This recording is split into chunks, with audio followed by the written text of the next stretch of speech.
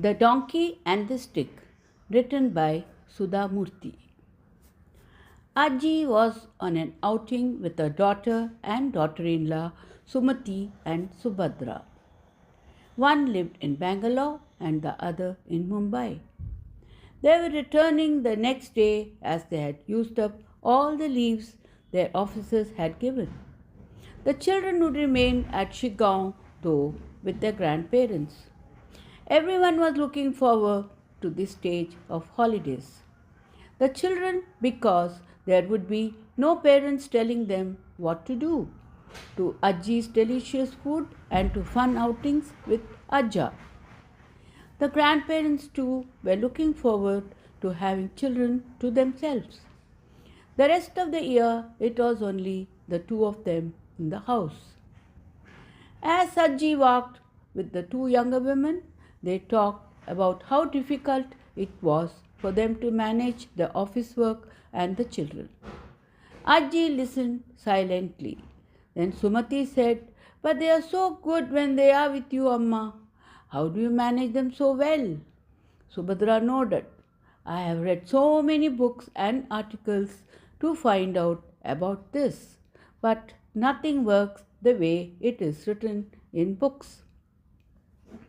Now, Ajji said, "Do not always go by what you read in books. Learn to use your life's experiences, read between the lines." Then she grinned and said, "Otherwise, you will become like the people in the story about the donkey and the stick." Sumati and Subhadra forgot they were at the temple and clamored together, "What is the story? Tell us." Ajji shook her head. "Now you are behaving like children, but you are my children after all. All right, come, join us at night when I tell today's story." That night, the two mothers were the first to appear to listen to the stories. The children were surprised to see their mums, and Ajji started her story. Aruna Marg was a busy road. It connected a number of villages to each other, and many people, animals, and carts used it every day. Walking along that road, a group of students discovered a rock which no one had bothered to look at in many years. "Look," they told each other in excitement. "There is something written on the rock. What can it mean?" They called out to their teacher. When they examined the rock carefully, they found the markings were actually little drawings. One showed a stick and the other a donkey. By now, a large crowd had gathered. Everyone was puzzled. What could these strange drawings mean? They asked, scratching their heads. They decided to go to the ashram of a wise sage nearby and ask him. But when they trooped into the ashram, they found to their disappointment that the sage had gone on a long pilgrimage. Only his young disciple was there looking after the cows and calves. They asked the disciple if he could throw some light on the strange drawings. Now this young man was not very bright, but like many foolish people, he loved to put an air of learning and pretend to be very clever. He examined the drawings carefully and minutely. Then he proclaimed, "It is very simple. This is the drawing of a magic stick. This man with the stick is the hero of this place. He died protecting this village centuries back. Each person using this road must worship the rock and make an offering to it. The one who ignores it will become a donkey." The villagers were astonished to hear this strange explanation. But they were devout people, and on that very day they set up a shrine around the rock. They installed the foolish disciple as head priest in charge of taking offerings from passing travelers. The disciple was pleased with his brainwave.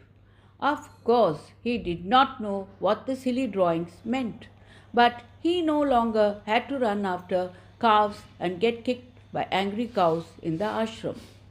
He could sit by the rock the whole day, taking his pick of the offerings to the rock and mutter a few mumbo jumbo prayers.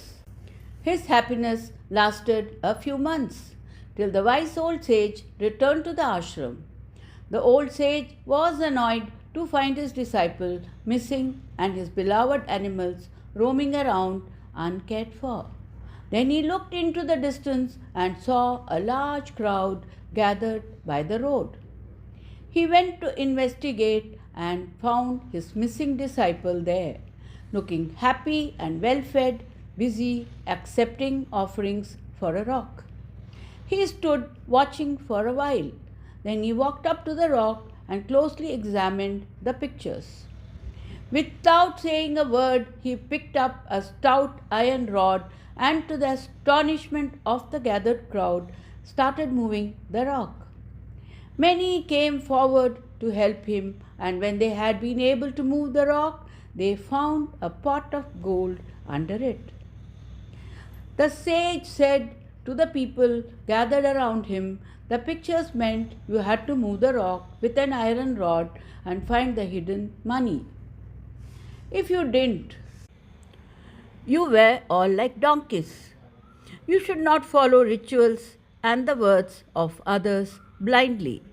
Think for yourselves and understand why you are doing what you do. If you had given this same thought, you would have recovered this treasure many months ago. Instead, you wasted your time and money making offerings to a rock and helping this greedy disciple of mine become fat and make fools of you. This treasure belongs to all of us. Let us use it to keep this road in good repair so everyone can use it and go about their work in peace. The villagers hung their heads in shame, for they realized how foolish they had been. As for the disciple, he had to clean the cowsheds for many months to atone for his greed.